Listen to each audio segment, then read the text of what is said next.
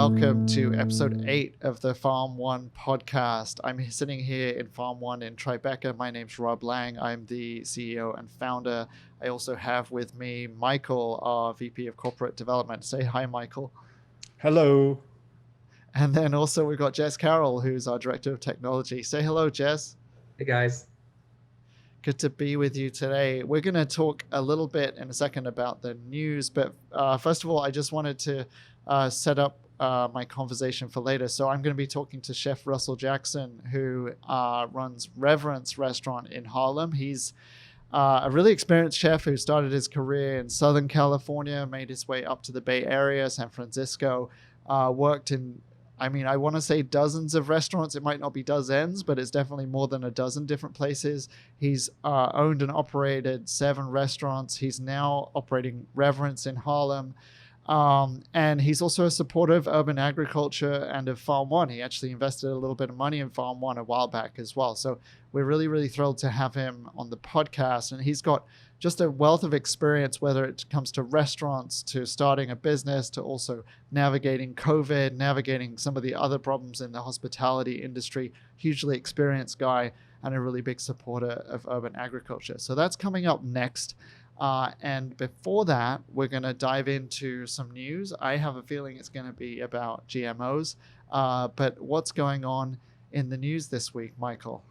Thanks, Rob. I'm really looking forward to your conversation with Russell. So we've got an article that was published today in Scientific American. It's an opinion piece. And one that I'm sure is going to get a lot of people either nodding their heads or shaking their heads. It seems to be one of those types of topics. The title of the piece is called "Stop Arguing Over Gmo Crops." It's written by a postdoctoral research fellow, Sarah Garland, and she's a research fellow at the Earth Institute at Columbia University. She received her PhD in plant sciences from the University of Cambridge, and her work is focused on generating new methods of plant gene editing for both basic research and agricultural applications.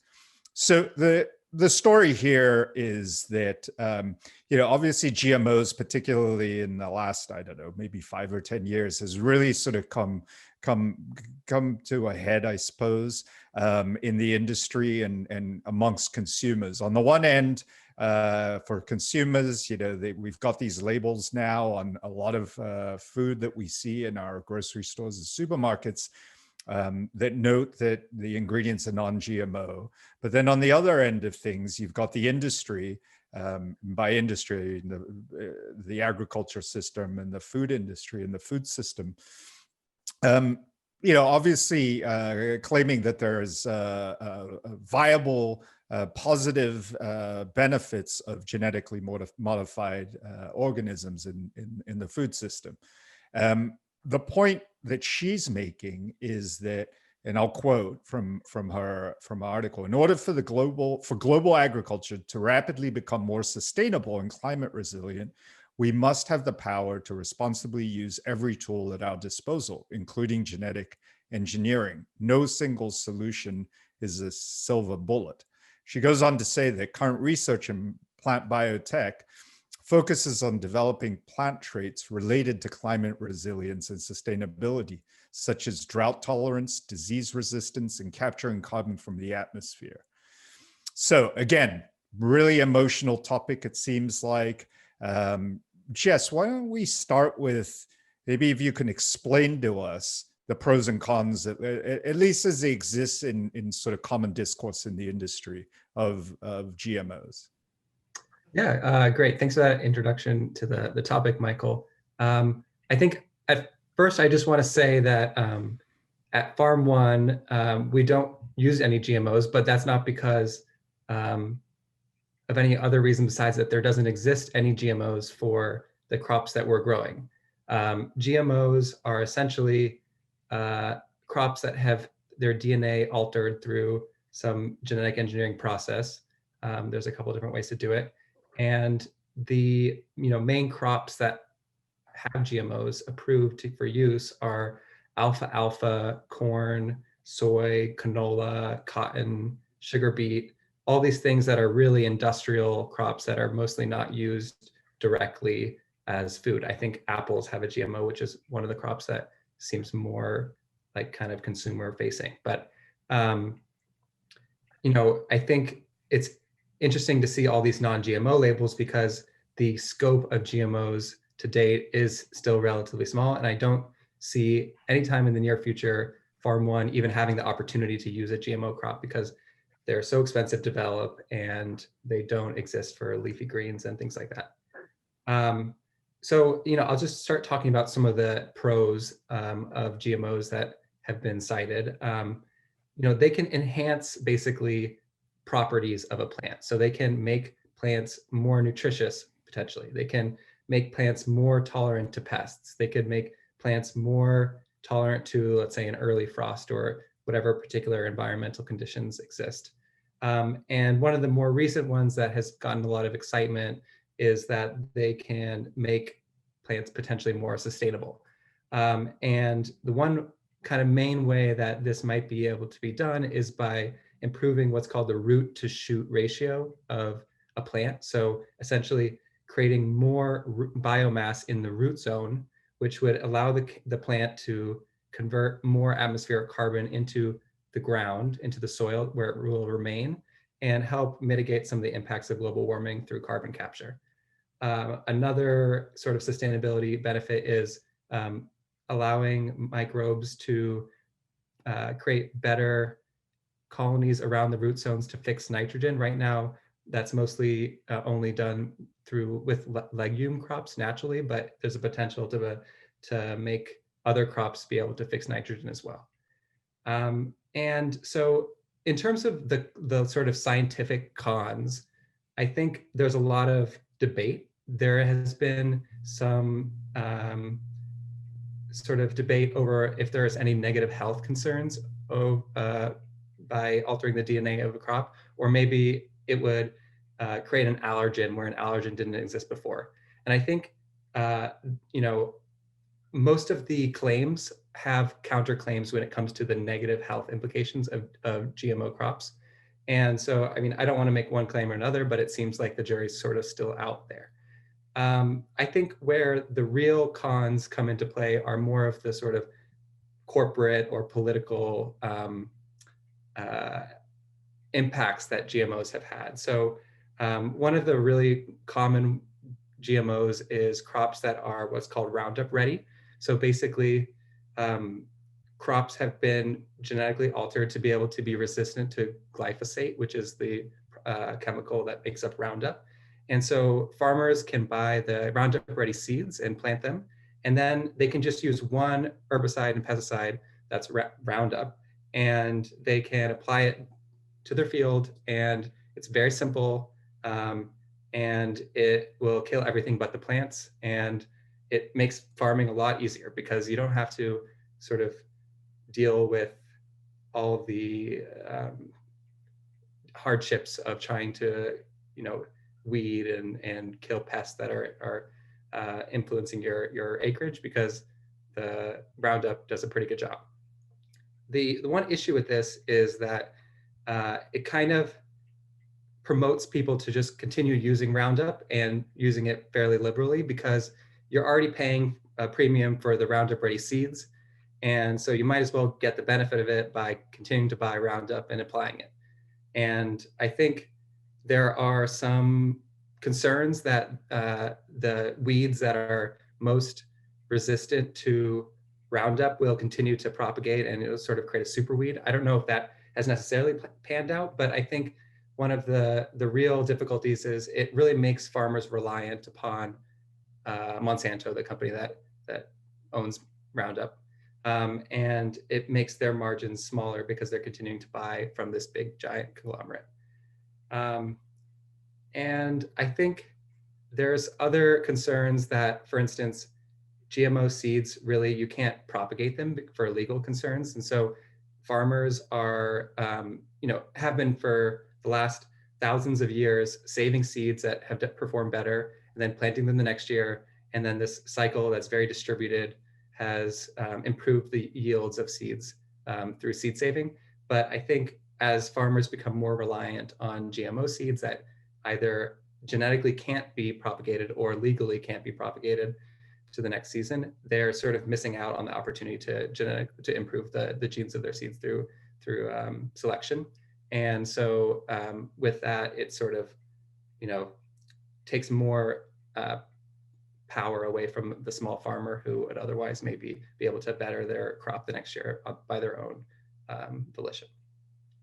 So that's sort of my summary of the pros and cons of GMOs. I'll hand it back to Michael and Rob to see if there's any response to that.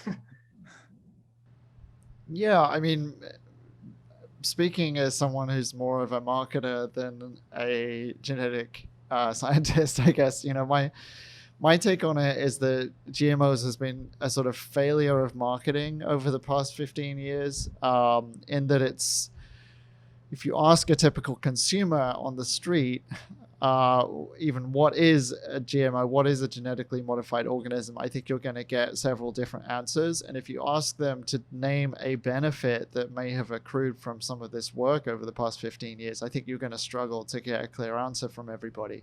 And so if you look at it as a food industry, no one has taken a lead to try to educate a consumer on what might be a benefit of GMOs, and no one's really taken a lead to demonstrate specifically with a product, what have we done, what have we achieved, And I think that in an age where we're increasingly as consumers reading the label or reading the back of the label and trying to understand what's gone into, a product, a piece of food, things like that, GMOs just stand out again as this sort of like very muddy kind of idea for a consumer.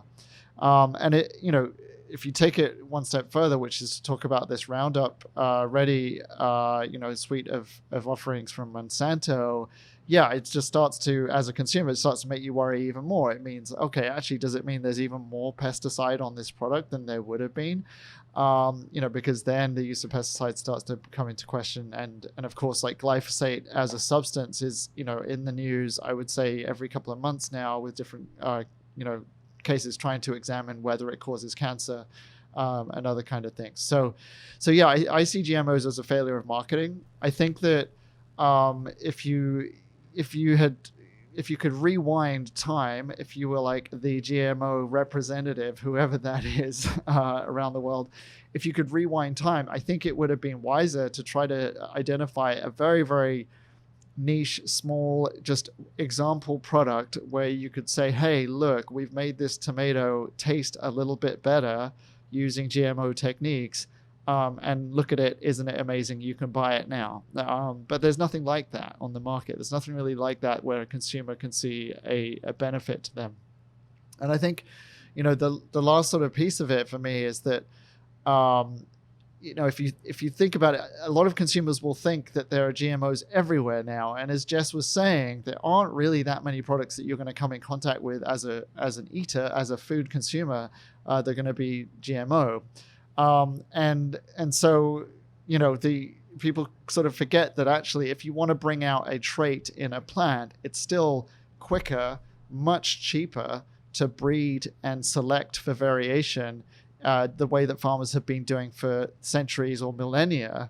It's much, much cheaper and more effective to do that in the short term than to try to develop a complex GMO program for a seed, which is probably going to cost you billions of dollars and take a decade or so. Now that's going to change over time, where creating genetically modified organisms is going to be easier and cheaper. But at the moment, most plant selection, most seeds are created through breeding rather than GMO techniques. And I think consumers don't really even know that, because there's so much conversation about GMO, not really that much about traditional plant breeding techniques. And so the whole sort of thing seems to be out of whack in the media still. That's my take. I think the other thing I'll add to that is, like, those who are proponents of GMOs believe that GMOs can be the solution to some sort of our agricultural problems. And I think if you look at since the 1990s, when GMOs came out and there was this big promise of enormous gains in yield, GMOs have not had the same success as other agricultural technological transformations, like the Haber-Bosch process that doubled yields almost instantly when we applied fertilizers, chemical fertilizers to fields at a very low cost. So I think, as Rob was saying, it is a marketing problem, but also that the technology isn't as clear cut as a winner as some of the other sort of agricultural innovations of the past 150, 200 years. How much of that is sort of a part of, okay, so if it's been since the 1990s, let's call it 2 decades or so of research has gone into it. Is it just the natural sort of science and research cycles, or would you have expected sort of greater performance even by this stage? I think you would have expected greater performance. I mean, if you look at, there's all this promise that GMOs might decrease pesticide application because plants can become more pest resistant. But if you look at pesticide applications, they haven't necessarily gone down across the board for GMO crops. And I don't mean necessarily just Roundup Ready crops, but in crops in general. And with respect to yields, has been an increase in yields for a long time, and it hasn't necessarily accelerated or hockey pucked like people might expect once GMOs started coming to market during the 90s and 2000s. Yeah. Well, Rob, to your point, so Dr. Garland, the author of this article, she does note that, and I'll quote this: "For too long, the rhetoric on genetic engineering and agriculture has been polarized, and reasoning has been clouded by emotion instead of based on evidence. There is fault on both sides for the existing antagonism. Immensely successful marketing strategies have been based on inciting fear and distributing false information.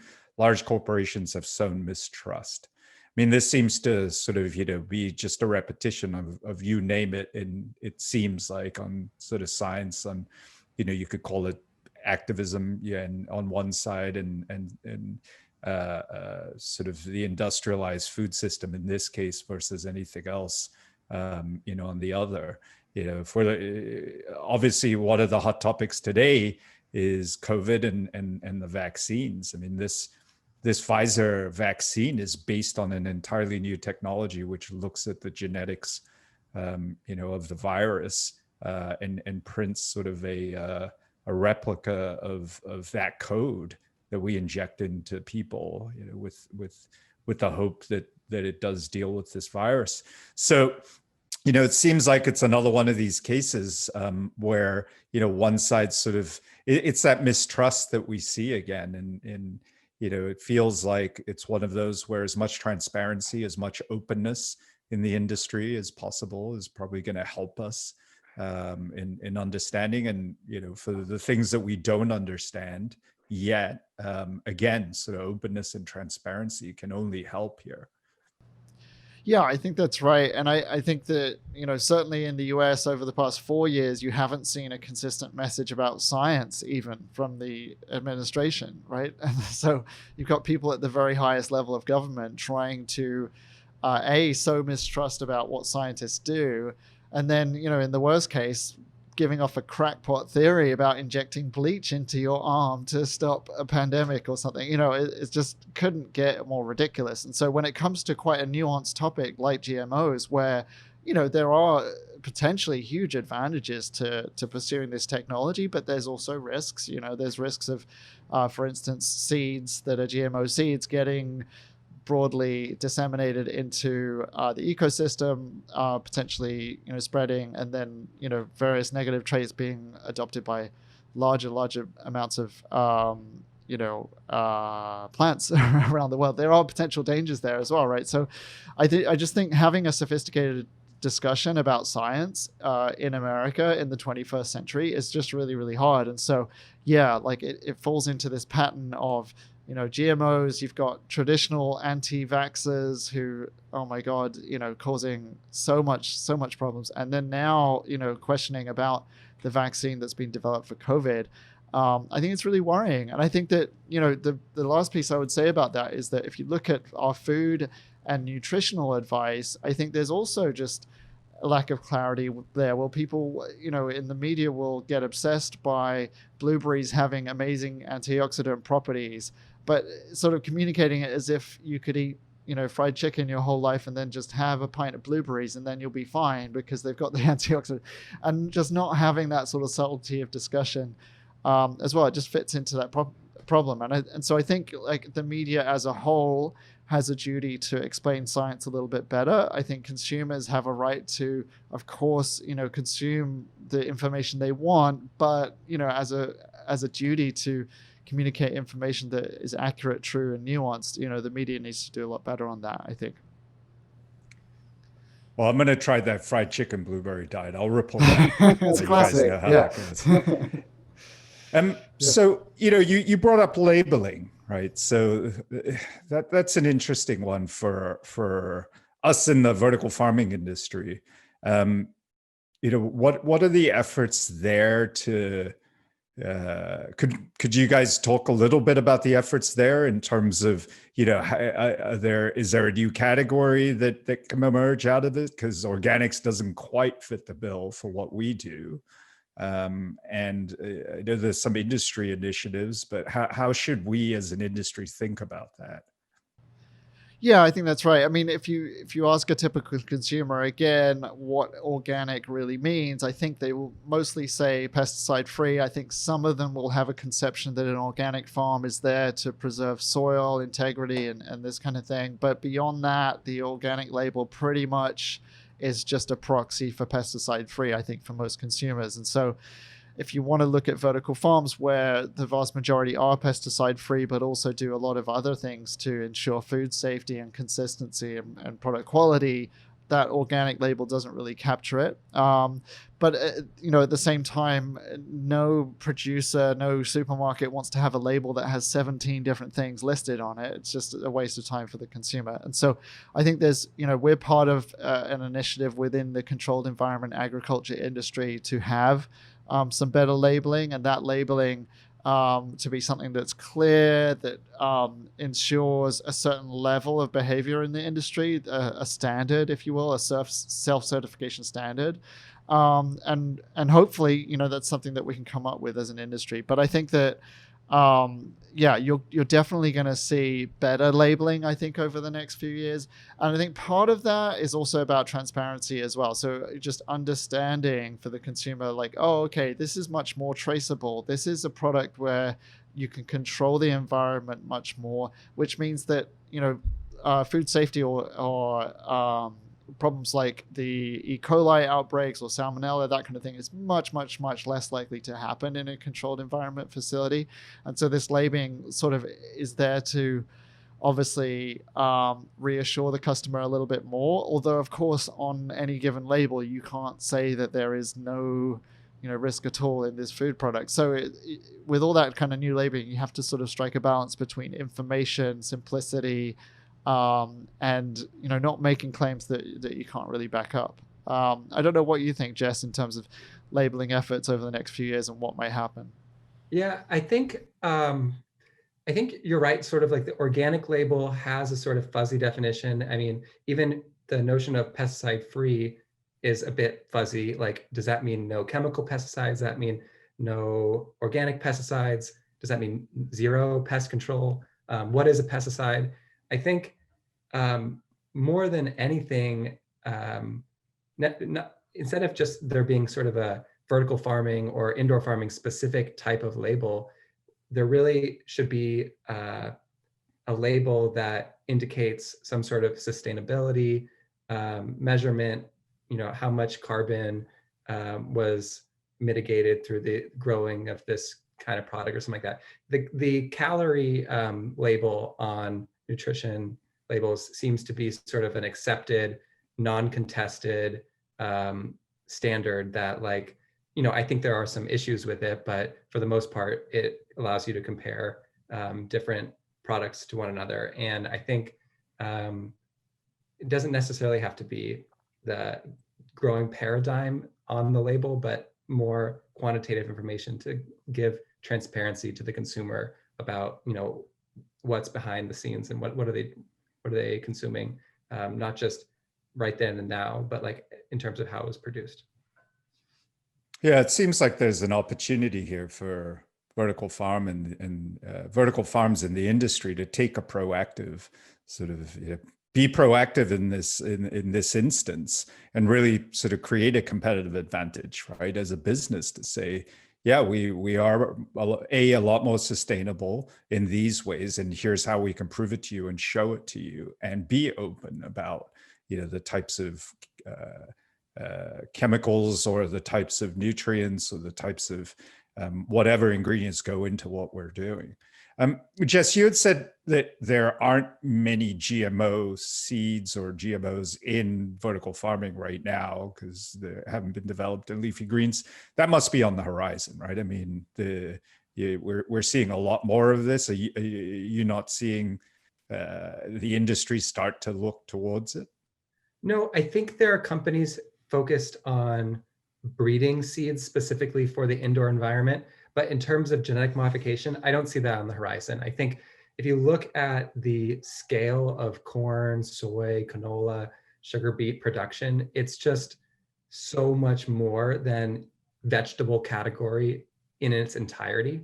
And so, as I mentioned, the cost of developing these seeds is really immense. And it just, I don't think makes sense for the type of market that the leafy green categories falls into. The GMO grains that are produced do end up in a lot of things, a lot of processed foods. They end up as cattle feed or other livestock feed, and so it's not to say that, you go to the grocery store and it's unlikely that anything's going to have any type of GMO grain in it. But in terms of the vegetables you get in the produce section, except for a few items, is unlikely that you're going to come across a GMO product there. Interesting. Well, I'm sure this debate will rage on regardless of this podcast. But that's the news for today. Great. Thanks, Michael. All right, we're going to go next to our interview with Russell Jackson. Looking forward to that. So yeah, we're here with Russell Jackson. He's sitting there. I think you're sitting at Reverence in Harlem right now. I'm at the Beautiful. restaurant. This is the beautiful commission piece we had done. So yeah. Yeah, great. And you're someone who, you've talked about cooking for other people pretty much from the age of 3, I think that's right. But you've been through all things like California Culinary Academy. You opened a restaurant straight out of culinary school. You've worked as a private chef. You've opened multiple restaurants. And so, one way I've been thinking about it is you've actually been cooking for other people for about 50 years. Is that about right? Yeah, 40 years. No, push. About 40 years. So that's a long time. And, you've obviously seen a bunch of ups and downs and all that kind of thing, but you've stuck with it. And I guess the fundamental question is why? Like, why do you cook for other people? What is it about it? Why do you do it? Well, of course, at this age, being 57 years old, now you can sort of look back and tie everything to a story. So I tell a lot of stories. My crew loves it and hates it, but I'm one of those people that I've gone through so much time and so many evolutions and ups and downs of the industry. Sorry. The incredibleness about living in Manhattan and which I love, I mean, if we were in California, then it'd just be a chopper overhead. So, or a police chase. Yes. So one of the interesting things I think that in my career has been that I, like everyone, has struggled with what I do for a living. And in my previous life in California as a restaurateur and a chef, I actually wasn't even a restaurateur at that point. I was building up to that idea and working towards that goal of opening my first bricks and mortar restaurant. And I was really emotionally struggling with the fact that I was working these insane hours. I was working myself down to the nub every day, and emotionally I was burned out. Physically I was done, and I couldn't understand what the rationale was behind going and being abusive to myself, abusive to the people around me, and trying to cook food. Like it wasn't meshing. Like the ideology, the philosophy, the metaphysics of it just wasn't coming together. And I turned to, at the time, I was seeing a very lovely guru who I will leave unnamed, who was advising me in my life. And he said, he told me a series of stories, but one of the stories that he told me was, he said, when you think about an ashram, you think about a temple, and you've got all of these monks that are there. Who does the cooking? And like instantly my brain went to, well, it's the low man on the totem pole. It's the scrub that just walked in off the street. He's like, no. The only person that handles food is the highest priest, the person that has the most clarity, because that individual himself is the person that's handling the food that you're ingesting into your body, that's not only sustaining you physically, but emotionally, mentally, metaphysically. And that sort of flipped the switch for me, that gave me the deeper understanding that there was a key importance to what I do and why I do it. And it gave me solace in the reality that I was doing the right thing and walking the right path to be of service. And not everybody wants to be of service. There are plenty of people on both sides of the spectrum, but my father being a physician and my mom being a homemaker and a designer, and like my dad being an enormous advocate within the medical industry in my upbringing, the freedom fighters that were in my family, the artists that were in my family, there was always this propensity to do something bigger, to do something beyond ourselves and our personal needs. So that was ingrained in my life, and I've always called that into my life. So it was a difficult decision, and I have definitively, and again, I've struggled with it, but you start to come to terms with, this is who I am, and this is what I do, and this is why I do it. And once you start to have those touch points, then you can really start to accelerate. You can really start to build on those skills. And again, like my heart has always been in, this is what I do and why I do it. And I, as I've gone through this, I've learned more about why I do it, and what inspires me to do the work that I do. And I think when you get to that adult part of your life and start to really sort of get settled in it, all of these interesting light bulbs start getting turned on, and you start picking up and noticing things that you would have never have imagined. And it's a moment of clarity. Yeah. And, I had been cooking professionally almost 30 years and didn't really understand my inspiration. I was always inspired, but I didn't understand it. And I had gone through a very, very, I'd closed my restaurant in San Francisco, which was the biggest bonfire of cash I had ever gone through in my life.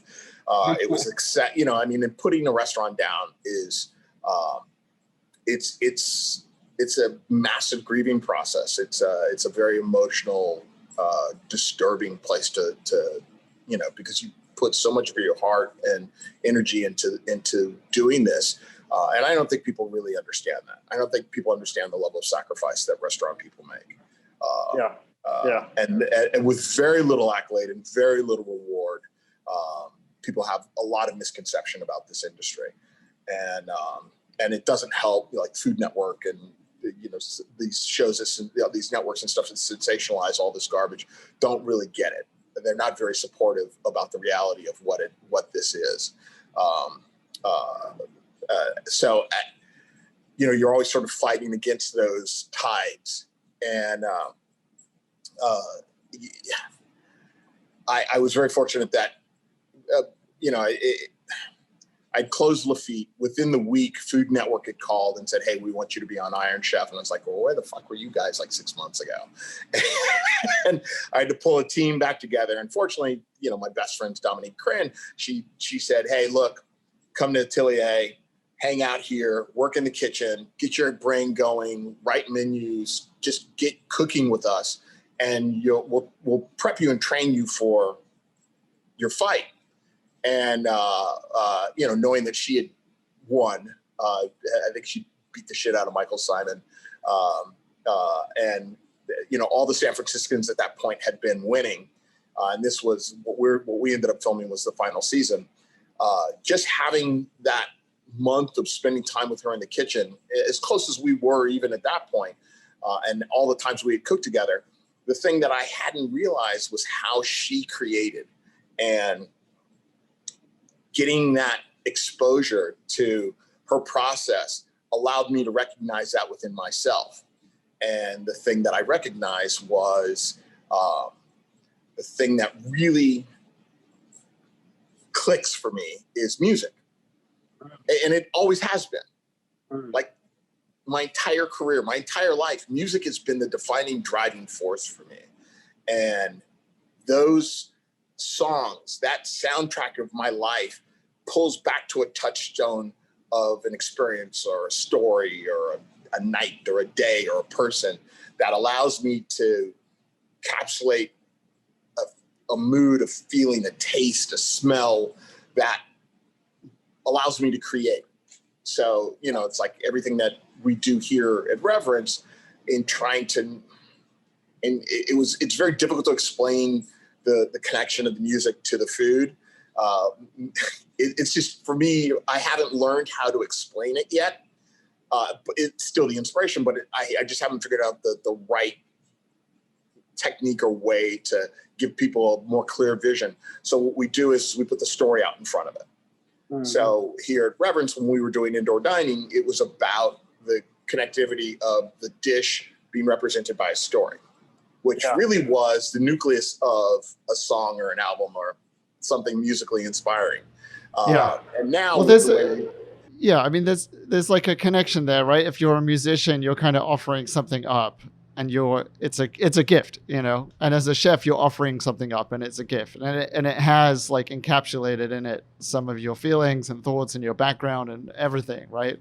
And you're vulnerable in the same way, I guess, you know. Yeah, and I mean, my ex-wife and I, in being two excessively creative people, and living in the same household, you know, we recognized that there were so many similarities about what we do and how we do things and how we create, and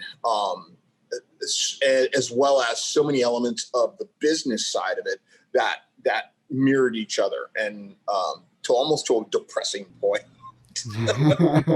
How tragically ridiculous it is. But yeah. Okay. And so you're sitting here now in Reverence. This is your restaurant in Harlem. If we were to turn the camera around, there's a big counter behind which chefs normally stand, and it's a very open kind of kitchen. And you've talked in the past about how you like that openness, being able to see the customer and that kind of thing. And for me, I think there's also a bit of an expression there of like, you know, you want to see people tasting your food, right? Like this is why you go to work every day in a way, right? To see that pleasure. It's an exchange. Like it's an energy exchange. And it's funny because I've been fortunate in my life that the greater majority of all the restaurants and jobs that I've had have been in open kitchens. And not everybody has that experience. A lot of chefs, a lot of cooks purposely go to the kitchen because they don't want to be exposed to the clients. They want to hide out in the kitchen. And a lot of people don't understand that place you have to sort of get into in handling and balancing that relationship between cooking, service, expediency, communication, and customer relations. And you know, I worked in a Frank Gehry designed restaurant in Southern California, which was this amazing Hispanic cuisine restaurant.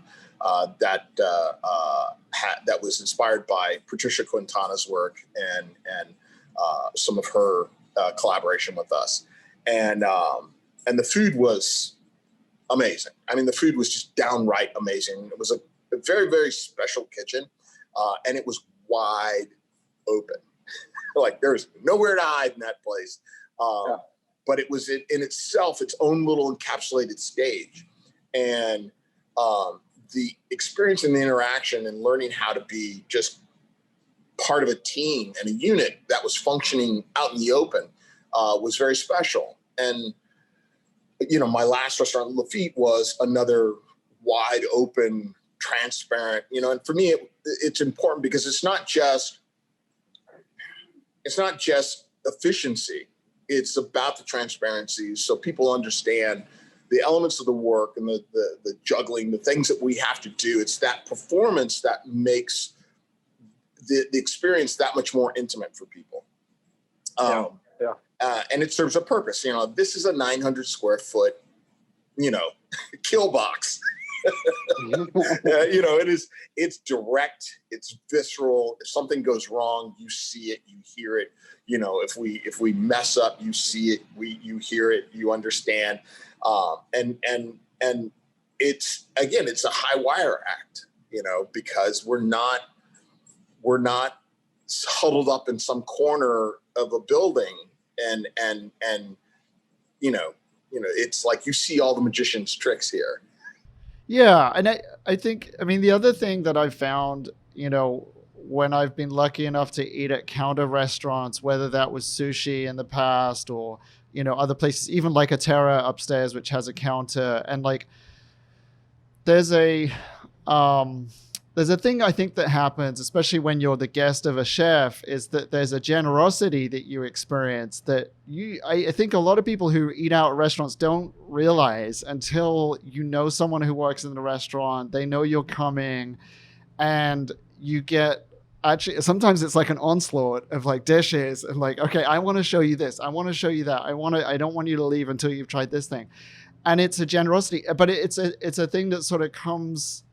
That's not a thing where someone wrote a list of all the things they had to do today. That's something that's coming from someone's heart, right? It's like, I want you to see this, and I'm offering it up, again, like I said, in what we've done here and what I've successfully built here, that we're unfortunately not able to function as it was originally designed at this point in time, was, I wanted to be able to tell a story, and I wanted to be able to take people through a journey of my experiences, my love for California and California food, and that ideology behind what represented farm to table and fresh and local and sustainable, and that transparency of quality that sadly so many restaurants and businesses lack right now. And that I wanted to allow my staff to have the ability to be able to take the information from me as a story and be able to tell that story in a way that's unique to them in their voice. Because otherwise, I'm just giving them a list of ingredients and specials and information, and they're just like an automaton going up and blah, blah, blah, blah, blah, blah, blah, blah, blah, blah, and there's nothing there. It's soulless. It's like, let them tell the experience about, like I made this like 5 times because I kept messing it up. And, like it's like the importance of it. It's like, I got to eat this uni for the first time in my life. And it like the chef describes it as I said in the press before, it's like kissing a mermaid. It's like the chef describes it this way, but I think it tastes like this. And, it's like, those are those things that, they're just not endearing. They're just not endearing, but their truth, their reality.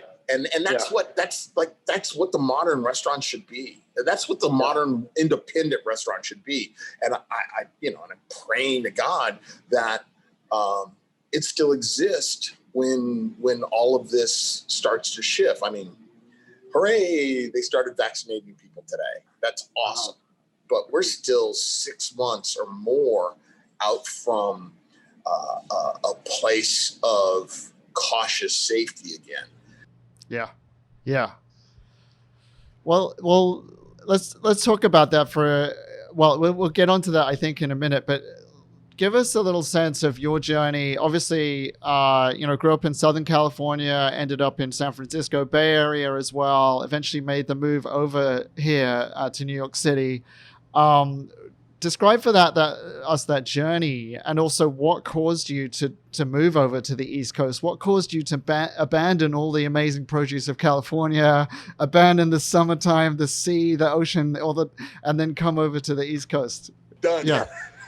Well, I think again, you go through phases in your life, and you go through experiences in your life, and I was born and raised in Southern California, and I lived all over Los Angeles, primarily I should say, to qualify, I only stayed on the west side. I would not cross over the hills or go down below, always in the main part of Los Angeles basin. And I loved it. And growing up there, it was in the 60s and 70s. It was a unique and wondrous and fun place. And there was a level of innocence that was there. And that slowly morphed into this very dysfunctional, weird, hidden agenda place. It's like it was the Janet Jackson, "What have you done for me lately?" Syndrome that started to occur. And I got very jaded, and it just became excessively uncomfortable for me to be in, as well as I went through some very turbulent periods of time in opening my restaurant, closing my restaurant in Southern California, then going on to work for Wolfgang Puck, which was in itself a year of absolute sheer insanity. My wife becoming a breakout, my ex-wife becoming a breakout star at an international thing that then imploded, having a very public e-tales, true Hollywood story, marriage dissolution with paparazzi chasing, zany, all kinds of weird bullshit. Like the fact that I found out I was getting divorced by listening to Howard Stern. Oh, okay. I didn't know about that one. All right. Yeah. I mean, I can laugh about it now, but oh God, it was a little bit of a traumatic day for me. Okay. And then, going through that period and then working for the Counting Crows and traveling on the road, and end up finally realizing that I didn't have to stay in Los Angeles any longer, that I didn't have to sort of stay in that cycle of drama and insanity, and that an opportunity came for me to move to San Francisco. I'd gone to school there and loved the city. And thought, why not?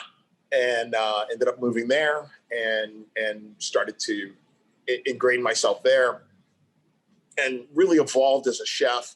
Started to learn the craft more about the really digging down deep. Like, I think that in Los Angeles there was a creative side of me, and I was sort of chasing a lot of ideas and trying to come to terms with who I was as a person and as a chef, as a man. And then ultimately, that move to San Francisco started to really shape me as who I was to become as a chef, and what was important for me, where I wanted to actually what I wanted to actually represent in food. And then ultimately opening my restaurant there, going through that very long, difficult 10-year process, and then the absolute devastation of the 3 years that it existed, and not having necessarily, having the critical acclaim, but not necessarily the financial acclaim. And it didn't help that I made one of the dumbest, even though it was one of the most awarded deals in California at the time. It was the dumbest deal in the world to sign. And there's a lot of those in San Francisco. Okay. Okay. But Okay. ultimately, And what year are we talking at that point? that was the Lafitte opened in 2009. It closed in 2012, and almost like literally within 15 days of its 3rd year anniversary, and it was just, again, it was a heart-wrenching, gut siege, destruction. It was just horrifying, and again, I had a lot of really, really cool friends that loved me and supported me and and got behind me and said, "Here's what we can do. We're going to surround you. We're going to take care of you," and lifted me up and allowed me the opportunity to lick my wounds enough to pull it together to ultimately go on and be a part of Iron Chef and then Food Network Star and a host of other programs. And in that process, in being a part of the Food Network thing, juggernaut, the agency that I was working with at the time said, "Hey, you should move to New York. We can get you a lot more work." And the network wants you here, and like literally moved here, and within 90 days, like nothing. It's like, yeah, that was a nice bait and switch. But what I realized was that, and again, my family is originally from the East Coast. My dad's from New Jersey, from Pleasantville. My mom's from Ohio, from Cleveland. All of my family is from the East Coast. So I was the last of my direct line to move from the West Coast back to the East Coast. My entire family had over the years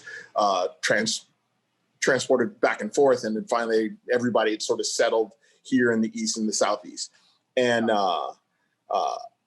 so returning or coming here, returning to the East Coast, I just immediately felt at home, and realized I had found my place, because I wasn't comfortable in San Francisco. I wasn't comfortable in Los Angeles any longer. I can go back for a visit. I can spend, a week, a month, a couple of months, but I'm not myself there.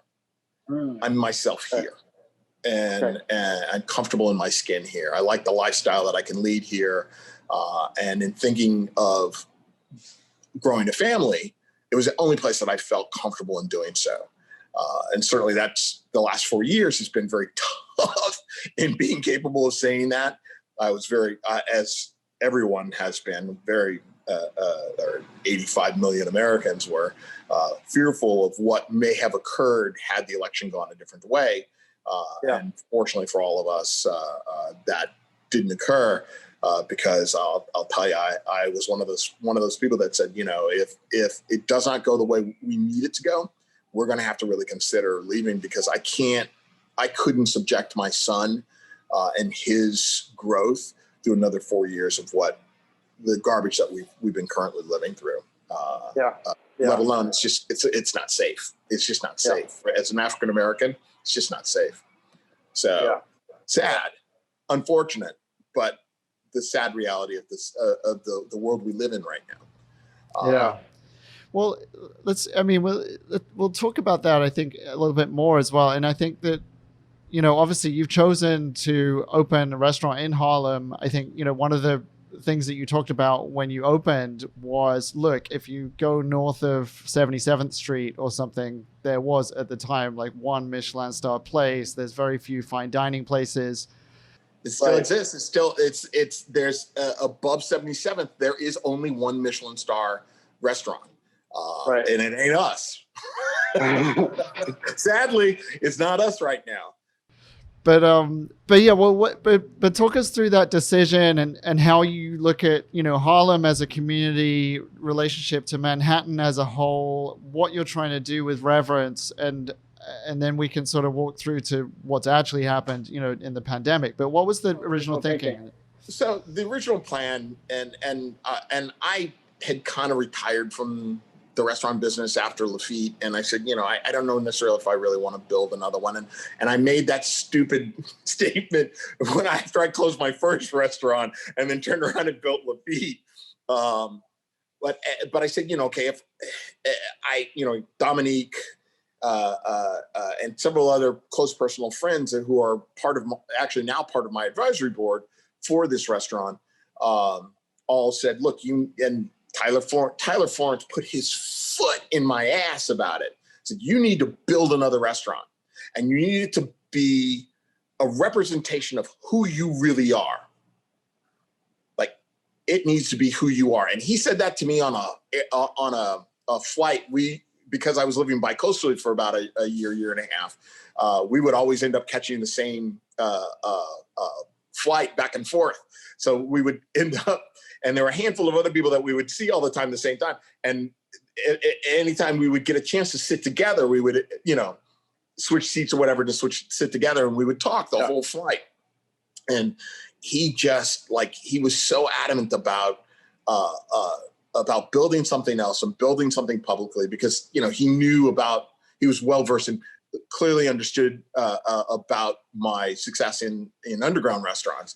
And he didn't mind that I kept doing that, but he really wanted to see me build something bricks and mortar for the public again. And both of our restaurants in San Francisco were literally a 2-minute walk from each other.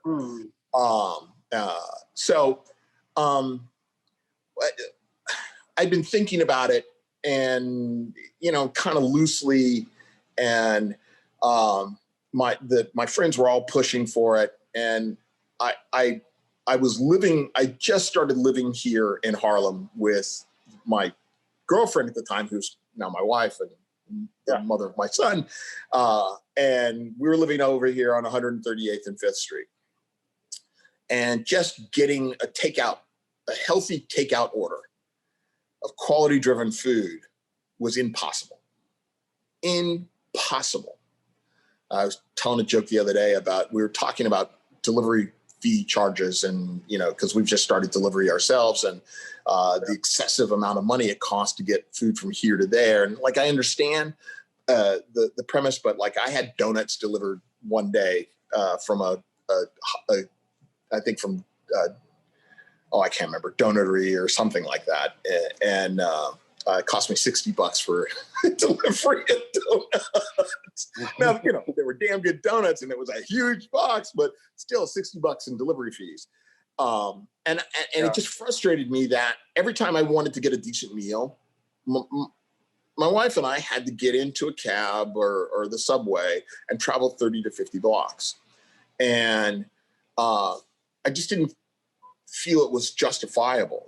I didn't feel that, it's there is good food here in Harlem, and there are good practitioners, and there are people that truly put their heart and souls behind what they're doing. But sadly, there's not a tremendous amount of diversity. And in my personal opinion, I feel like the quality can be much higher. Yeah. That when you look at other parts of Manhattan, that you don't see the range of styles, techniques, and quality that you do. It doesn't exist. And I knew that what I do could complement this area, this demographic, and that they deserved what I do. And that when I take an example like Jean-Georges or Mark Meyer or Danny Meyer, I look at what they've done in Lower Manhattan, and I look here in Northern Manhattan, and it doesn't exist. It's something's wrong with that picture. So I felt like, okay, if we're going to do this, we're doing this with a much bigger goal in mind. It's not about just building one little tiny bespoke restaurant. It's about building an infrastructure and an amenity that can ultimately cover a multitude of different price points and ideas and thoughts, to bring a resource and a style and a new level to what can exist here, artistically, financially, food wise, because there's only so many ribs, fried chicken, and catfish and biscuits you can eat. in a lifetime, or pizza and burgers, and I think that all chain food restaurants need to go the fuck away out of Harlem. And how did that, just going back to that feeling, like, because obviously you've been through such ups and downs, opening restaurants, closing restaurants, the heartache, personally, I've opened businesses, I've had to lay people off, I had to, and I know that there's this like tension between this thing where you're like, oh my God, I'm going to end up doing this again. And you can't stop yourself, right? Like, it's just this inevitable. How does that feel for you? Yeah, it's the forgetful, stupid moment. When like, what the fuck am I doing? Why am I doing this? What good intent is, like, yeah. And again, it comes, like, all I can explain it to is this is what we do. Yeah. It's what I do. Like, so as we were going through the process of opening up, and we had signed the deal, and we had some difficulties with some of the paperwork, and we had actually started to get into a fight with the landlord already, hadn't even gotten under construction, and which should have been a significant red flag. My wife said to me, she said, and this was at the point as well where I just found out, we had just found out that she was pregnant. So, turn the volume up a little bit beyond 11. Yeah. And I was struggling. Like, I had a window of opportunity where I could have just folded it up and walked away, and said, okay, we're going to take a little bit of a financial hit for it, but it's not significant enough that it's going to deter us from, going down the path and maybe in a couple of years or something. But, we can steer away from this now. We will take a financial loss. And she asked, and she said, well, will you do? and it was like, I don't fucking know. Yeah. I have no clue. I don't want to go back to TV. That's not what I really want to do. It's never what I really wanted to do. I gave it a good shot. It was entertaining. I enjoyed doing it, but it's not the life that I want, the life of the lifestyle I want to lead. Cause I'll I'll end up being one of those really crazy douchebags that I grew up with. You got to do it. You just, it's just like, there's like the decisions made, at the time, 55 years old, it was like, what am I going to do? Like, this is who I am. Like, let's not kid ourselves. Well, I feel the same way sometimes. I feel like I'm unemployable, and so I gotta just do a silly thing, and that's it. And you can sort of dress it up. Like, I don't know if someone just put me onto this guy, Joseph Campbell, who wrote this whole thing about the power of myth. And it's all about how, we as a human race, like, there's people who just got to go and do these adventures, and they have to. You can't stop them. It's just what they got to do, whether it's Jesus or Muhammad or whatever. And I'm not, it's a little grandiose, but it's like, you got to just do the thing, Yeah. Yeah. You get to, again, it's sort of like you're meeting these different event horizons, and you walk through the threshold and you say, okay, this is, this is who I am. And I accept that, and hell or high water, I'm going to do it. And that's, again, that's where it kind of boils down to with what we're doing today. It's like, we bought the e-ticket. We are going to, and if you haven't been to Disneyland in the 70s, you may not get that reference, but sorry, a little bit before my time. Well, it used to be at Disneyland, you would get these pass books. And there was A, B, C, D, and E tickets, right? Okay. And for the different rides. So like the A tickets were like the little slow, choo-choo train or something like that, or a B ticket was to take the monorail or whatever. So all the big gnarly rides, the big roller coasters and stuff like that, were the E tickets. Those were the I'm going to lose my poop somewhere on the tracks here. And I think the Small World was like a B or something like that. Okay. Yeah. So you get these cool pass books, and yeah, they did away with that years ago. But yeah. So yeah, those e-tickets are special. Yeah. Yeah. Yeah, you don't want to waste those, right? Yeah. No. I'm sure somewhere in some storage locker someplace, my mom's probably got a whole pack of those e-tickets left. So well, so reverence is you're using one of your e-tickets, right? And you're choosing to do that, not just for this restaurant, but potentially for other stuff in the neighborhood, and trying to think about that. And I think that, like, if you listen to food media and you read food media, and I think, like, generally people read stuff about, obviously, different communities having access to healthy food and food deserts and that kind of thing. But, very few times do people talk in a very concrete way, like, what does that really look like? And how does that, so what do people need to know about that? Well, I mean, it's shocking. I think that not enough people really truly understand, and I think that, again, the pandemic has given some sort of pulled the covers off of quite a few different things. Obviously in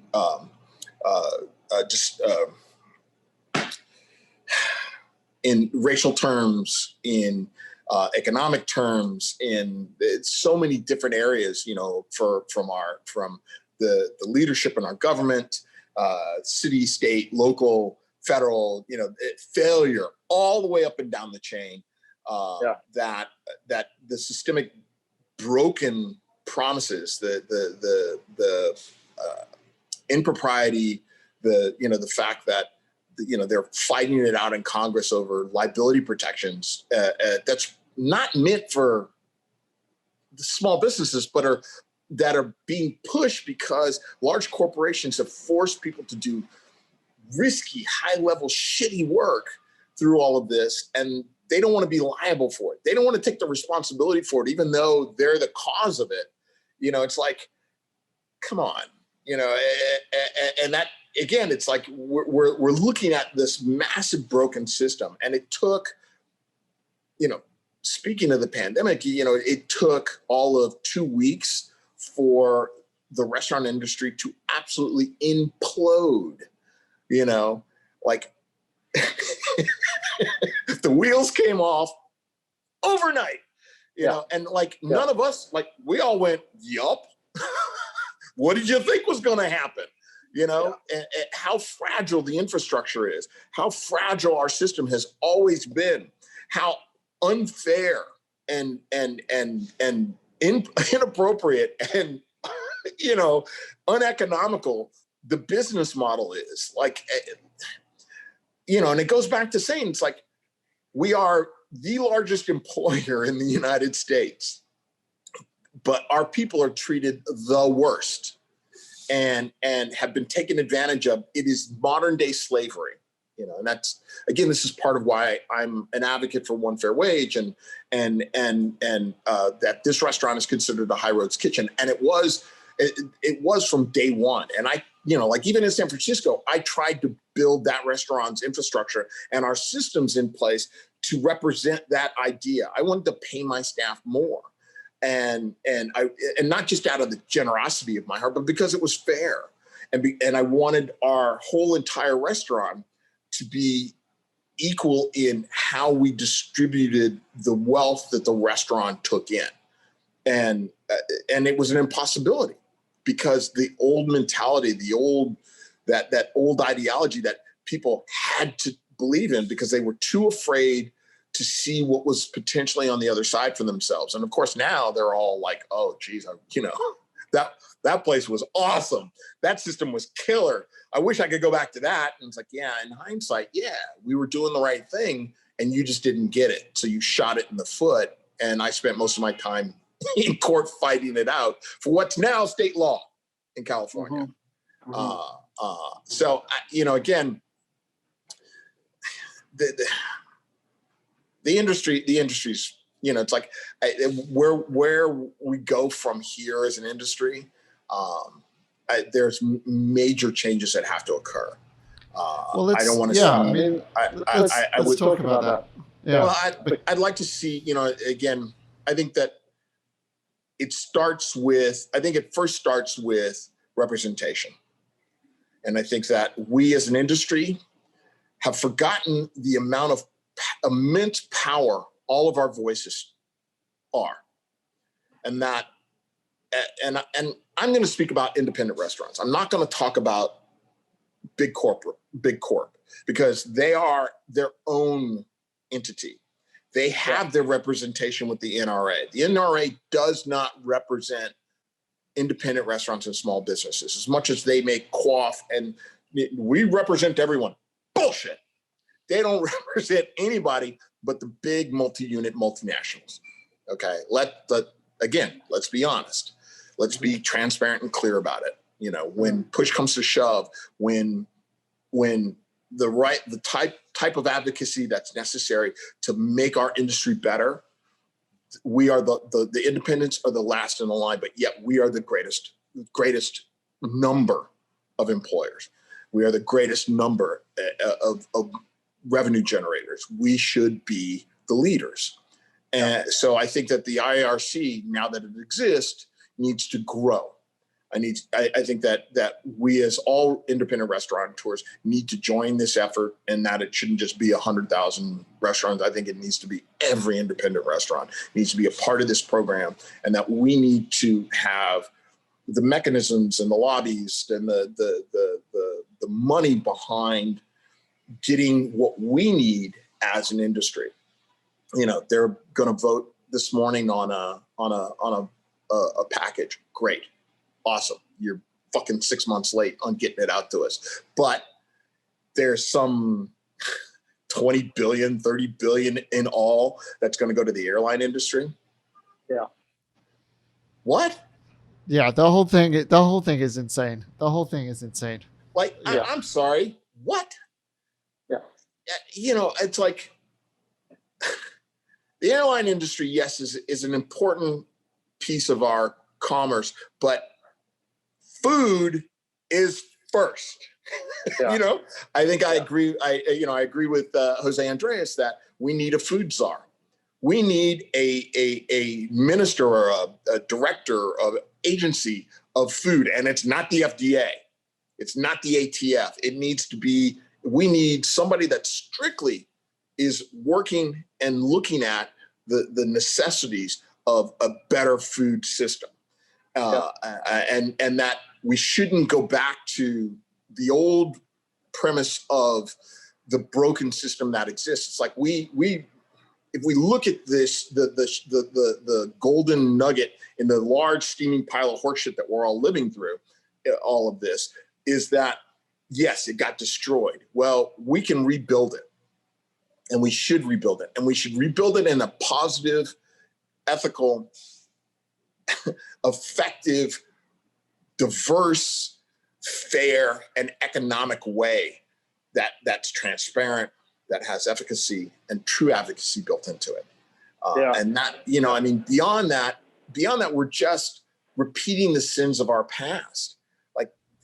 Well, I think that's the sort of interesting, difficult, challenging, hard to kind of imagine next step, right? Because the hospitality industry as a whole, it's not like there weren't issues before the pandemic. There was all kinds of, and you've spoken yourself about the treatment that you've had in restaurants as a person of color. You know, Dominique Crenn, for instance, was talking about as a woman. I think we know that like some of those things were just unsolved problems in the restaurant industry. And I think before the pandemic, you saw, I mean, my perception was you saw a little bit of Me Too kind of stuff where people were getting called out, like, great. I don't think we saw it in terms of racial discrimination at all before the pandemic. Yeah, it feels like all these things are like coming. I think that racial disparity within the industry, and it's certainly part of the new mandate that I'm living, is not just calling it out, but setting a standard and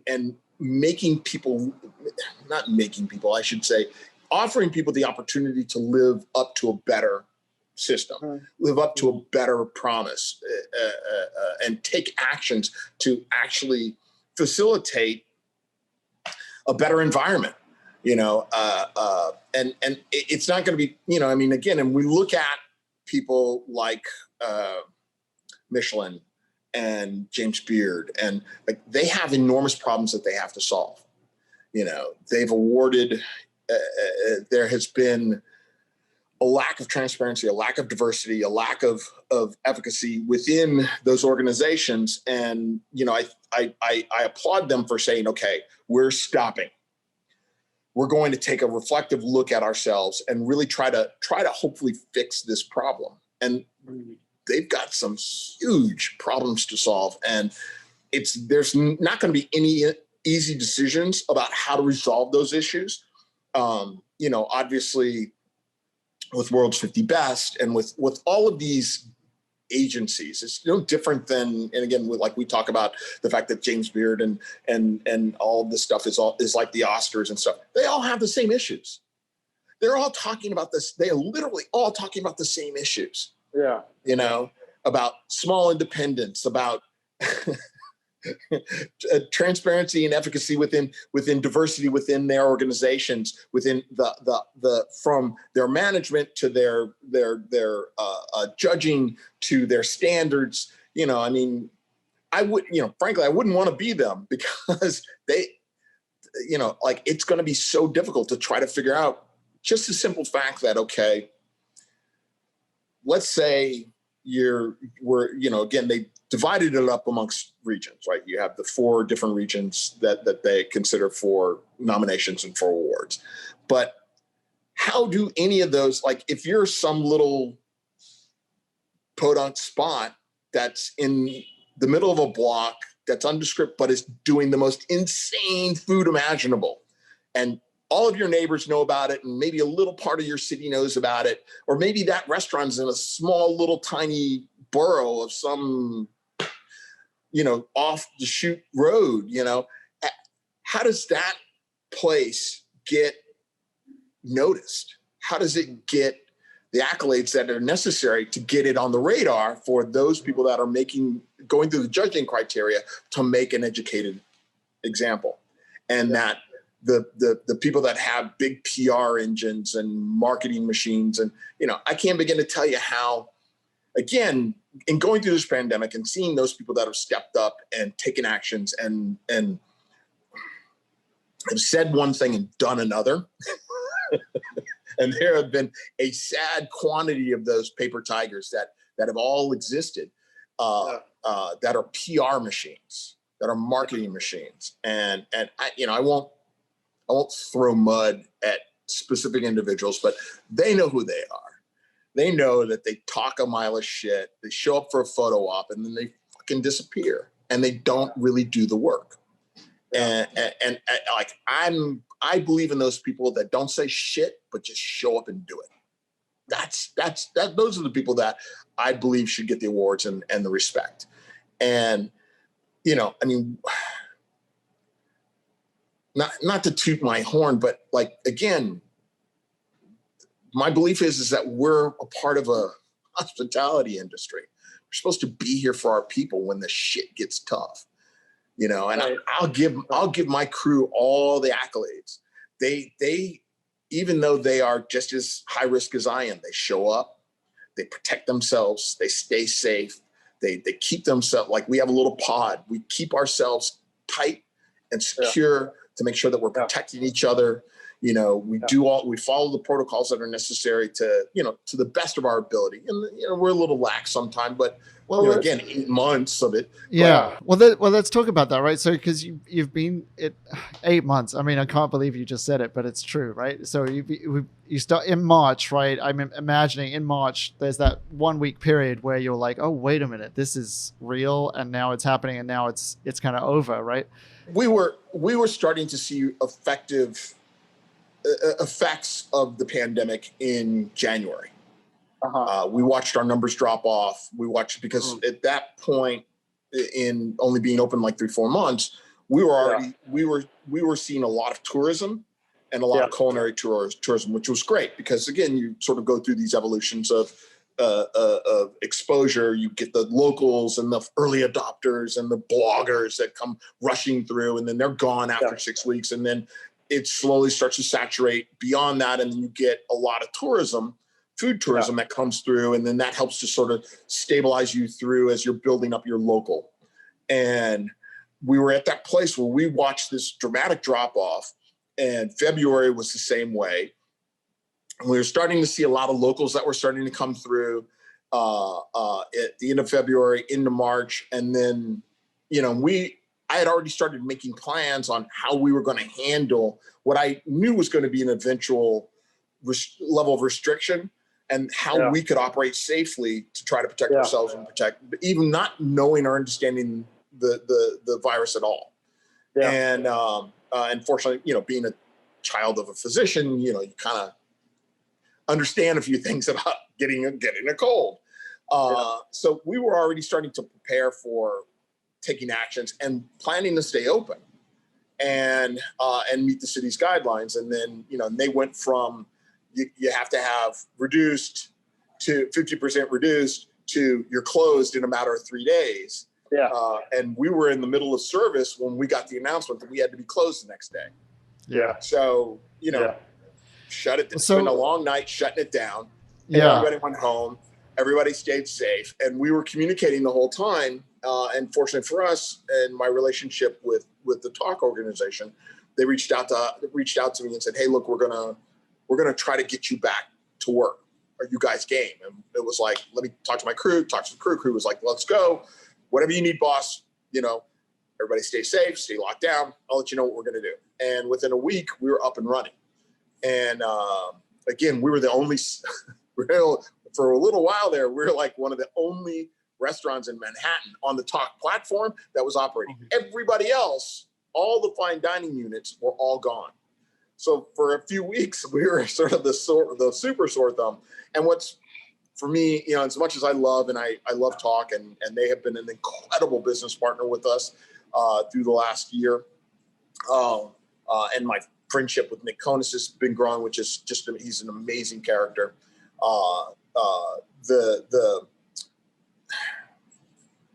And they're a group of people that they say one thing, then they just fucking do it. Like, there's just no question about it, which is, I couldn't ask for a better business partner.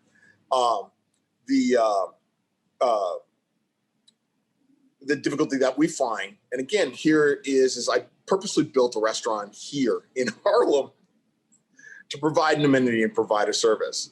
And so Valentine's Day comes along and I'm like, okay, I don't want to cook. I want to cook. I'm cooking for everybody else, but I want to do something special for my wife because she eats my food every day. So what are we going to do? So I decided I was going to order something on another Talk restaurant to bring in a nice. Do you know that? And we live in Harlem, but not way up. We live in lower Harlem. Do you know that I couldn't get a single fucking restaurant to deliver? Not a single restaurant that was on the Talk platform. So we're literally the only restaurant on the Talk platform that delivers from lower Manhattan all the way up to the Bronx, all the way over to Brooklyn. Yeah. Which is, okay. I called Nick Konis and I'm like, dude, what the fuck? Oh my God, are you joking? I can't even get a decent meal. And he's like, yeah, we got to fix that. I'm like, yeah, you do. Yeah. Holy crap. yeah. And this is the disparity this is one of many things that are connected to the greater disparity. The fact that Northern Manhattan is and the Bronx are technically classified as food deserts. All the services, all the warehouses, all the factories, it's like Chef Warehouses spitting distance from this location. We see their trucks go by every hour, and Baldor is not just around the corner. But yet, none of that food ends up here. Yeah. And it's like, yeah. Yeah. Well, this is, And so you've responded, obviously, you're doing the bento boxes, right? And I guess, I don't know if you think you've got yourself in this position where you can just sort of ride out the pandemic as long as it lasts to get a vaccine and to get people back. I don't know, but I guess, is any part of you able to think about the next step and like reopening and the future and stuff like that. And so what do you want to see like for your restaurant, but also when it comes to one fair wage, when it comes to, you know, reopening, when it comes to solving these problems about food just not being available in your neighborhood, what are you hoping to see for the next, you know, 12 to 18 months? Well, again, the way we built Reverence around the level of efficiency and a different business model for success, because, you know, I've had two other large bricks and mortar. I've had 7 different small businesses that have been food related that I've owned that haven't had the outcomes. I mean, the only thing that has successfully ridden it out for 15 years has been my underground restaurant, you know, and that's built around, we just get it done. Not, you know, no messing around. We don't let anybody get in our way. We don't care. You know, we don't follow any governmental or set standards of rules that we feel interfere with us accomplishing the goal of putting out a great experience and putting out great food. You know, I mean, we don't do illegal bullshit, but we just do our jobs to the best of our ability, and we don't allow any agency to stand in our way in accomplishing that goal.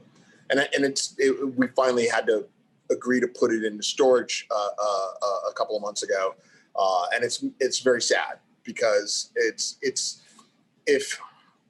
definitively like the one thing that I think could really be really cool right now, but it's also I don't want to work in a hazmat suit.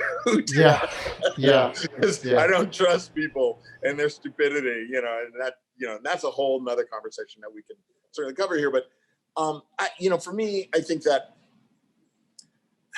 for Reverence, for this organization, and again, the goal has always been to build 3 to 5 units within the Harlem community as a series of different amenities that are all food related and quality food driven, and at different price points.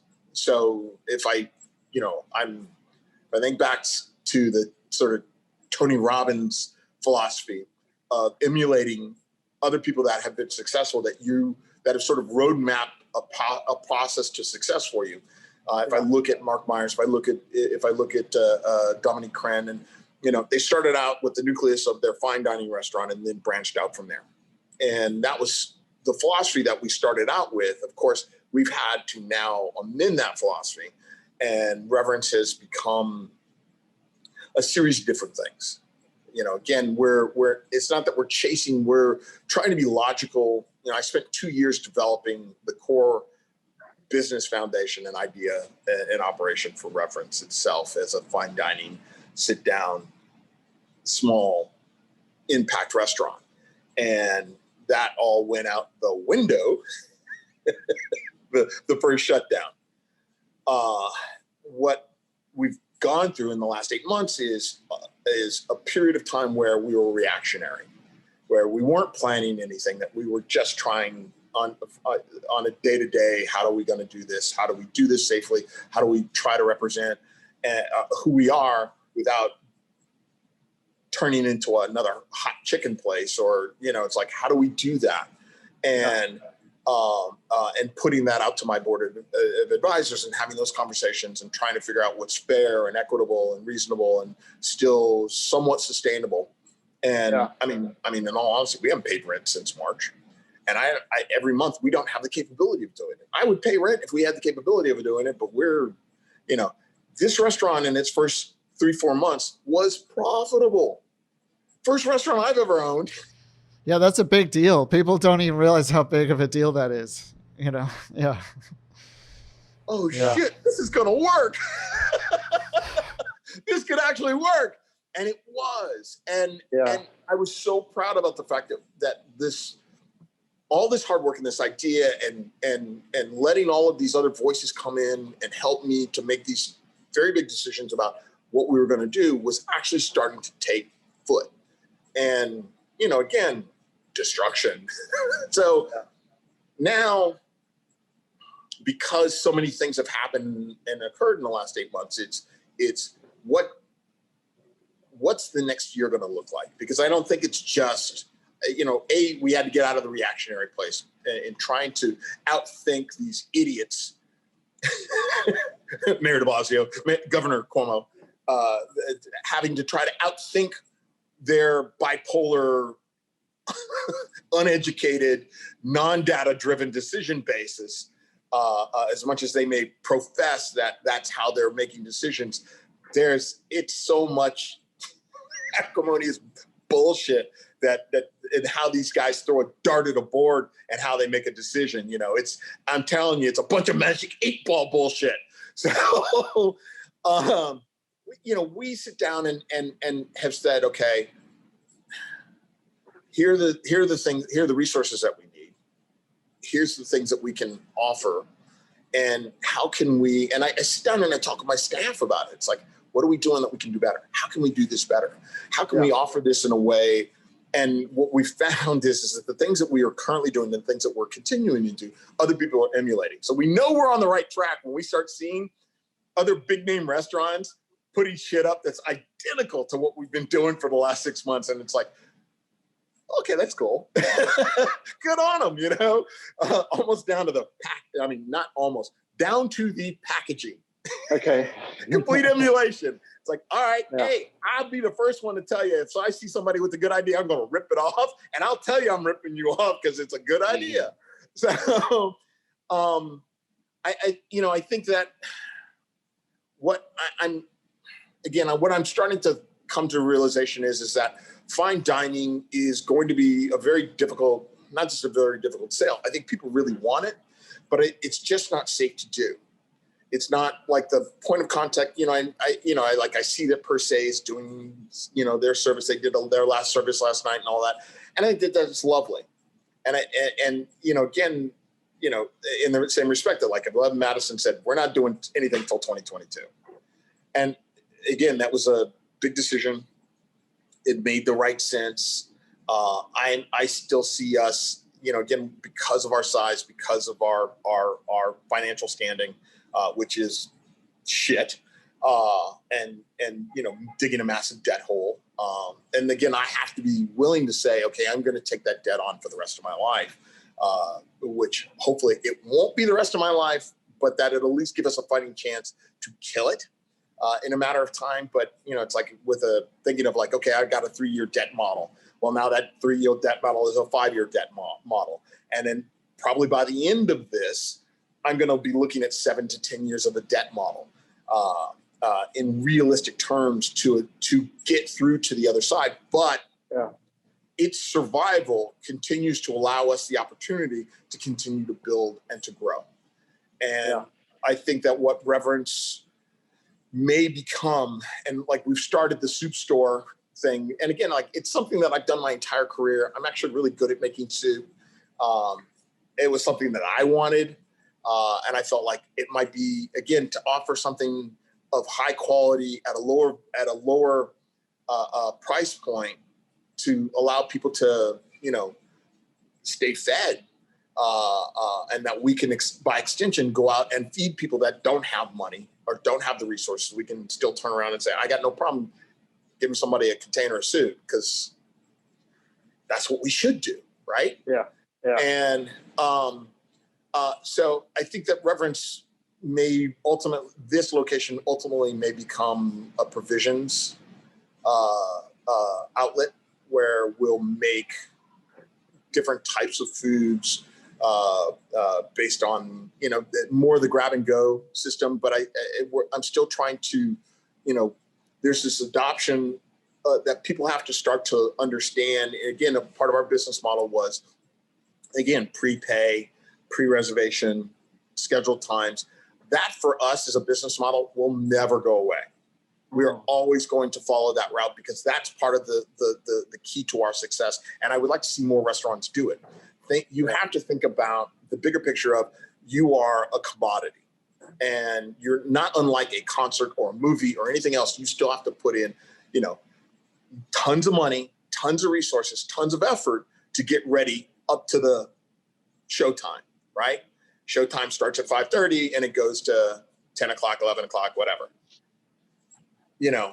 how bad is it? How unfortunate is it? And I have lived through it many, many times where I have produced, prepped, staged, put all these people in place, all dressed up, ready to go, and then no one shows up. And, you know, and I was talking to a relatively powerful restaurateur in Lower Manhattan, and she and I were talking about her restaurant, and again, she's one of those people that I had conversations with in the last couple of weeks. And, you know, it's that two sides of the coin right now. It's like either we're going to get federal assistance and they're going to save us all, or nothing's going to fucking happen and the landlord's going to kick us out. Like, there's no gray area. And we're in the same boat. Either we're going to get federal assistance and get saved, or eventually they're going to pull the reins off the commercial rents, and the landlord's going to kick us out. And that's the way it is. It's a shitty place. And I hope the governor lives up to his word, and that he will protect us to get to, or come up with some form of a solution to save this industry, because there's no other way. Yeah, and there's thousands of people in the same boat as you, and there's, you know, millions of jobs around the country that depend on it. And I think that, you know, one of the, just like another side of this is, I know that, you know, for those restaurants that are open, that are doing some kind of outdoor service as well, there's servers there who are, you know, getting treated like shit and maybe not even get tipped sometimes. People, you know, expecting service that is equivalent to pre-pandemic, but then not appreciating that that's not possible, and all that kind of stuff. Here is part of the issue. And again, as a part of the COVID task force with the Aspen Institute, this is something that we discuss every week. That a lot of us, again, I have a closet full of PPE materials, you know, set up to do indoor dining. I could have been doing some format of indoor dining this whole time. Granted, I'd only been, by the governor's standards, I'd only been allowed to have 4 people in this restaurant, which makes fuck all sense. But then the reality is that the behavior that we're seeing demonstrated by people does not make us comfortable. Like, I know us, I know my staff, I know my crew, I know our ability to keep ourselves and our clients safe. I know all the equipment, the investment, the air filtration, the UVC systems, all the things that we built and put into place early on. We were ready to go in June. And had they let us go to 50%, we would have reopened for indoor dining. But in hindsight, you know, and I was going to give it 30 days to let the people sort of get it out of their systems, all the stupidity out of their systems, so that people could settle down and that we could deal with more reasonable people. Because again, we're technically set up for it well. The way we control our pattern of people that come in, the count, and we can actually make money at it. Even at 50%, this restaurant can make money. 50%, not 75, not 25, 50%. This restaurant has the ability to at least break even. And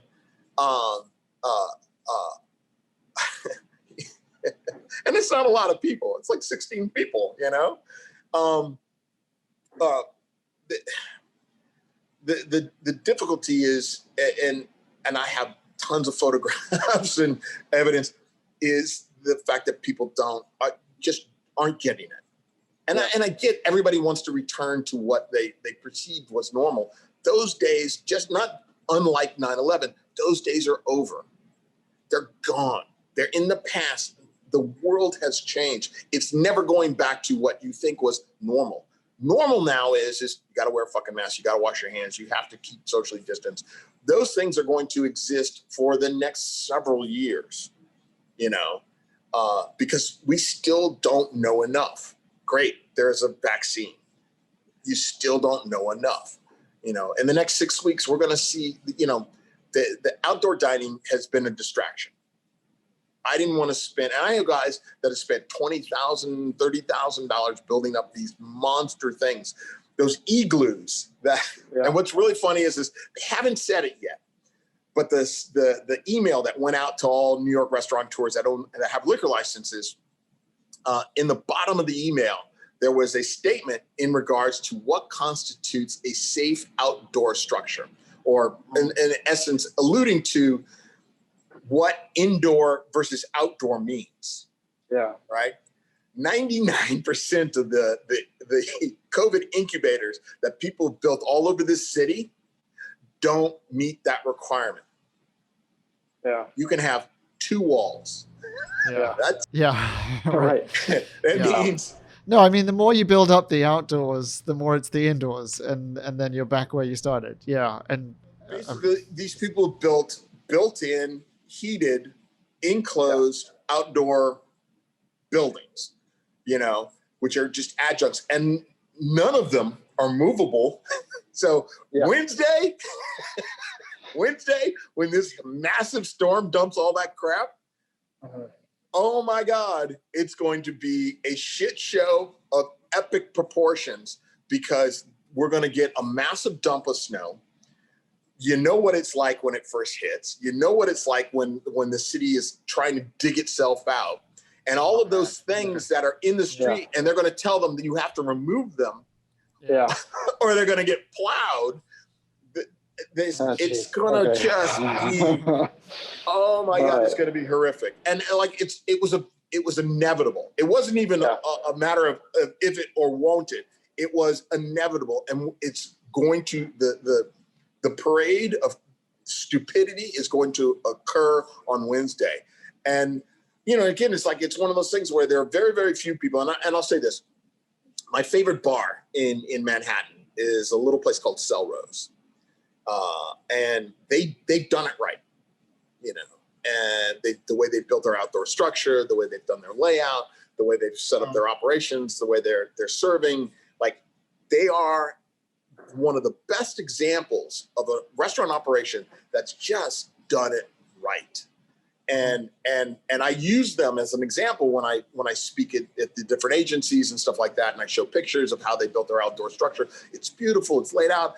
But they have the structural ability to be able to do that because they have this massive sidewalk, that allows them that ability to be able to do that. And places like Vic's could build an outdoor enclosure that, because they're on a cobblestone, they can set up themselves in a way that allows outdoor dining to really actually occur. But again, somebody posted a picture online about New York dining on Wednesday, and it was these people sitting in like an 8-foot snowdrift at a table, all holed up, eating frozen food. And that's what it's going to look like. That's what it's going to be like. Yeah. So I'll say this. And again, I'll in all transparency, as an early investor in Farm.One, and investing in it because how and the potential of what you guys were doing and are doing truly made me comfortable about sticking some cash in. And I've held on to that through all of this because I believe in it. And the actions that you have taken through this pandemic, we've fired a lot of business partners, the services companies that we've been doing. We've dumped a lot of people because of their behavior and their efficacy in how they have conducted themselves through the pandemic. And it's a lot of it's, there have been some real surprises and some real discouraging moments through all of this, but you guys have been truly an example of being a leader in doing the right thing, no matter how difficult it's gotten. And, I know for the fact that you guys have had to put a lot of staff on the street for a period of time. And I know having to do the same, the difficulties in making those decisions because you want to be there for your people. Sure. But that you've extended and recreated a program that ultimately I think is going to be something that's going to carry forward, that you've invested the money, that you've invested your time, money, and efforts wisely to be able to continue to grow. And I mean, even for us, I look at that and I think to myself, okay, if I'm going to go to all this effort to pivot and create all this stuff and all this material and logos and packaging, all this crap that we never had any need for. Yeah. As we were operating, like if you asked, well, can I take this home? The answer was no. Oh. I get a takeout? No. You Yeah, know, yeah. can I get it delivered? No. That was straight up always the answer. And now it's a different world. It's a different story. And this is what, not just to survive, but I think that as a business, it's an evolution of something that we can do for our community. And I believe in Farm.One because of the quality of what you're doing, the technology that you're utilizing, the footprint, the green tech nature of what you're doing is important for our society, for the world, for the fact that I know that blocks away, granted, the other end of the city, that if I need something fresh, incredible, you know, like I know you're just a few minutes away. And Well, that's great, man. That's why we're here. Yeah. and Yeah. especially on the East Coast, it's year round.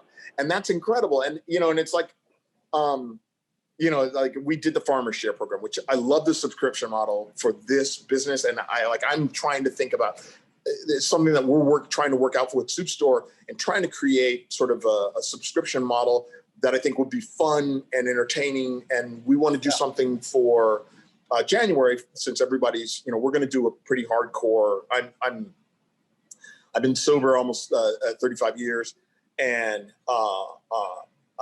we're going to do a big, and we've always done an extensive non-alcoholic program here, but we're going to do a really hardcore push for January and do a health conscious, because I, like everybody else, even though the entire staff, we all went on a diet during the summer.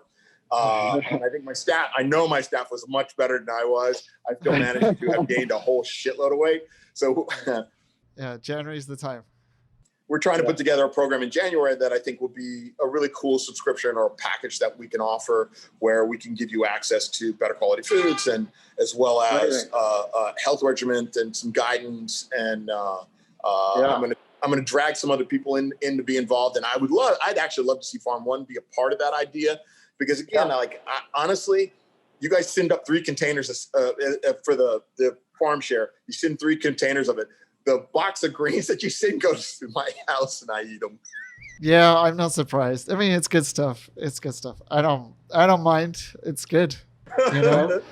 But like but I got to say that you're very much a supporter of urban farming. I mean, not just us, and you know, you've mentioned other farms that you use, and tell us why that's the case. Why do you think it's such a good thing? Well, you know, again, I think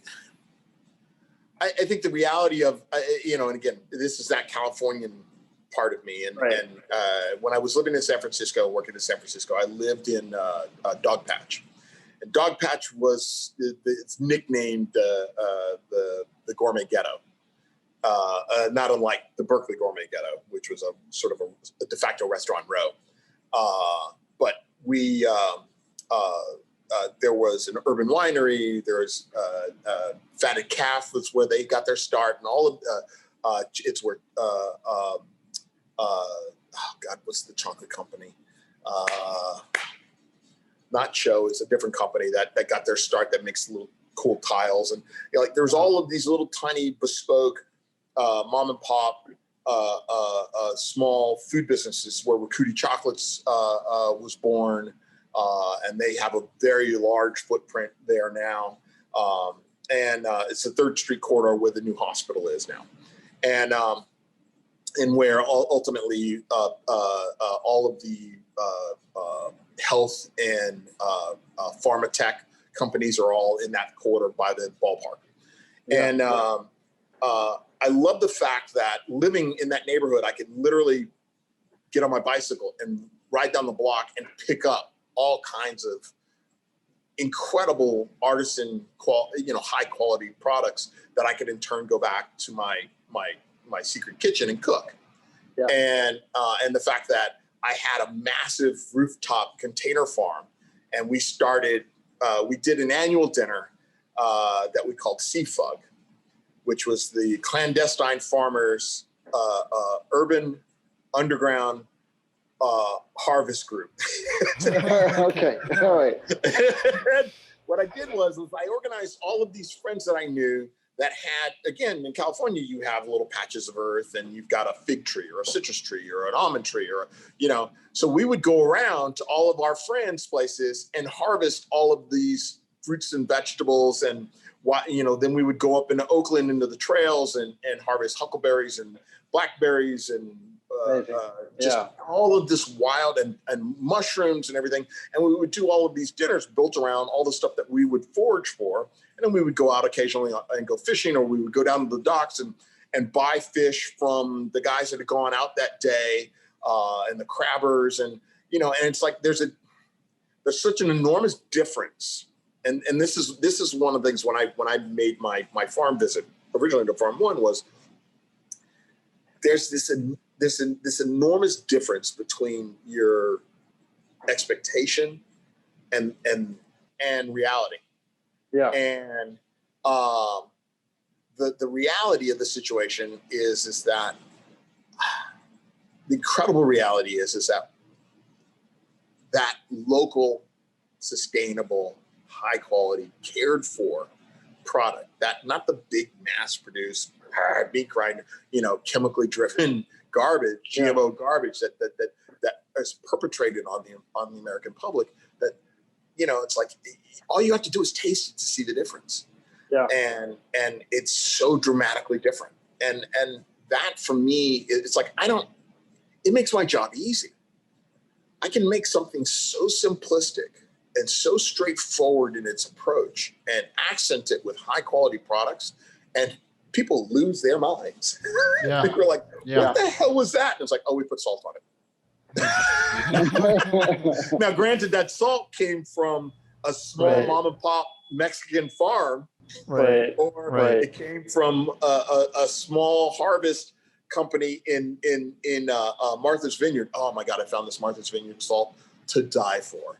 Absolutely to die for. But that's the whole thing, right? It's like finding those ingredients and not screwing it up. It's like 50% of the battle. And I think, no, it's great. And I think it's great that you continue to support, folks like us and that you say it. I think what I love is whenever you do an interview, you say it and you also say what you mean, and you fight for the things that are important for you, because, we got to do it. And especially now over the next 12 months, it's the time for, hospitality to kind of reinvent itself, to re-uncover. And so I'm just really glad that you're there to do it. Yeah. I refuse to go back to the old broken ways. And like we were walking our own path in a lot of respects. But now that it's even so much more clear and evident, I can truly stand out and say, and not happening. And you have to force it on people. The fact that we didn't want to take, in the respect that when we were operating the way we were, that we didn't want to take packaging. That when a delivery company came, we stopped them at the door and we brought our own containers, or we worked it out with certain companies like our fish farm, or our coffee company, Proyecto Diaz in California, or Gmo Vinegar. It's like when they send us stuff, we try to offset the shipping or the delivery, or, we want to make sure that, like when Proyecto Diaz sends us coffee from California, they don't send it in packaging, peanuts or foam wrap and all that crap. They take coffee chaff, which is a byproduct of them making coffee, which is a waste product that would go in a landfill. They pack all of our coffee and all of our delicates inside this coffee chaff.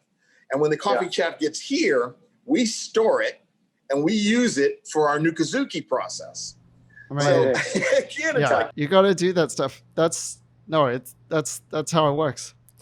Listen, Russell, we could talk forever. We have to stop it now. This has been an amazing conversation. Thank you so much for spending time with us, and thank you for supporting Farm.One as well. I mean, that's a huge thing, and I know you guys are gonna just expand, and I can see you guys being creative every month and doing new things, and it's inspiring to me. I feel like I've been through some of the ups and downs that you've been through this year as well.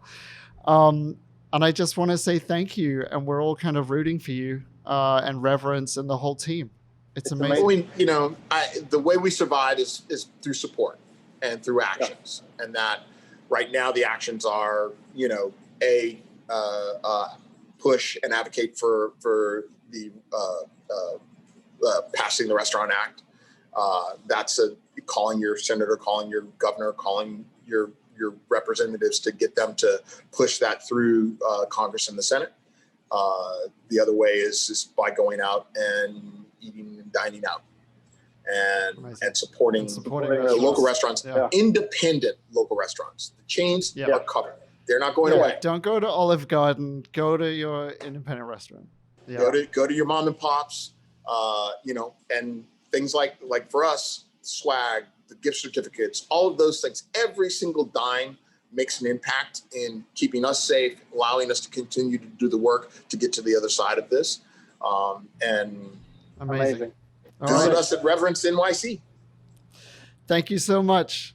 My pleasure, See man. you later, Russell. I hope to continue to talk and let us know what we can do to be of service and to be of support.